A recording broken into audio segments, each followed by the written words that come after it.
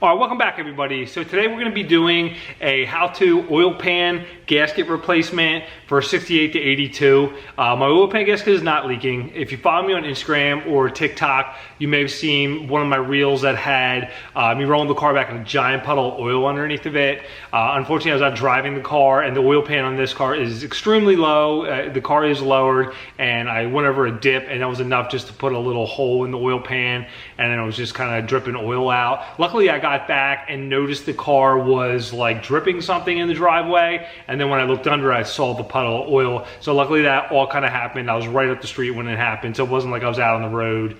So today we're pretty much going to pull that out. We are going to do like a 2-part, maybe a 3-part series of me fabricating a skid plate on that, but we'll get to that probably next video. But mainly we're going to just remove that. I'm going to show you like a quick way that I do it. A lot of times people unbolt all the steering linkage and hang it. I'm just going to take it off at 2 points, so that'll make it kind of easy for you just to kind of hang it down and remove the oil pan.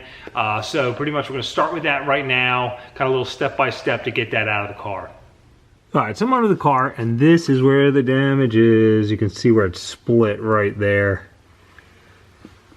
So we're going to just get ahead and take the filter out. Obviously all the oil pan bolts. The main thing that we're going to have to deal with here is just lowering the steering linkage here down enough that we can get the pan out. I am going to come over here and I'm going to unbolt from the chassis up there, unbolt that, and then I may do the same on the other side, just to get enough clearance to hang it down a little bit. I'm not going to take everything apart, but I'm just going to loosen enough just to hang it down. All right, so the nuts on either side of these are 9/16, so I'm going to just go ahead and start loosening these now.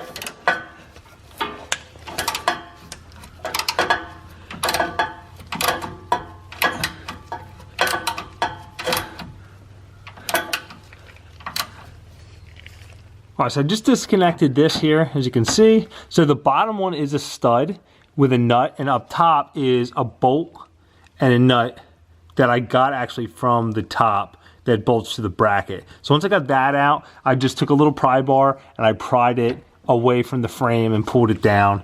It's giving me a little bit more clearance here, but I'm gonna see if I can loosen up the other side just to get as much clearance as possible. All right, so what I'm gonna do is I'm gonna take the cotter pin out here, loosen this nut. I'm gonna try to pull this out of the bracket, and then that should give me enough clearance to kind of hang that down without taking too much off.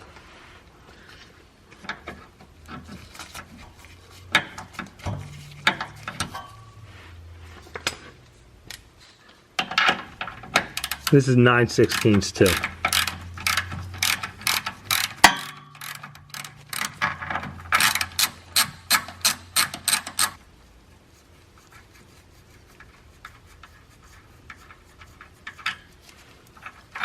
All right, so now that the nut's off of here, if you just put the key in the ignition and just click it over once to unlock the column and unlock the steering, you can just grab the wheel and just turn it like that. It'll fall out. And now you'll have a lot more room there without unbolting the linkage or messing up any of your toe or anything like that. All right, now with that hanging down, you can see all the clearance here that we have. All right, now I'm going to do all the oil pan bolts. They're all like 1/2 inch or 13 millimeter.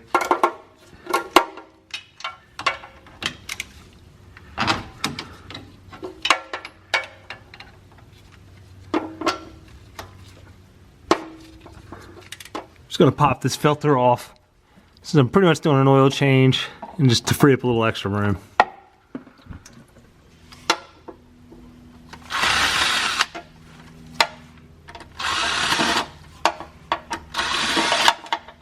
All right, so I usually leave one in this side and one on the other side, like in the middle. Now I'm gonna walk these out, and once I take them out, we'll rock the pan out.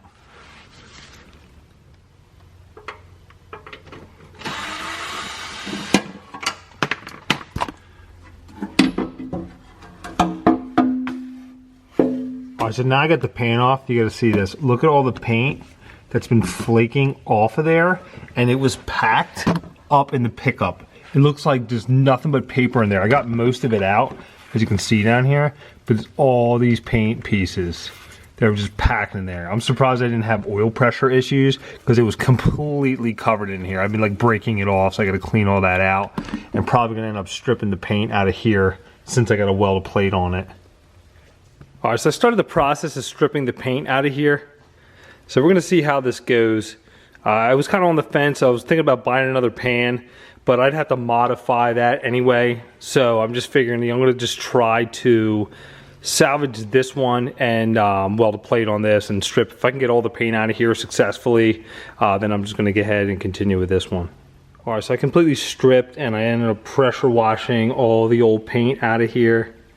And it turned out pretty good. There's a couple areas underneath here that I'm gonna actually just go in by hand and just clean up. But other than that, all of it came right off. So I sprayed everything with WD-40 for the time being while I make that plate for underneath. All right, so that was kind of interesting seeing all that paint in there.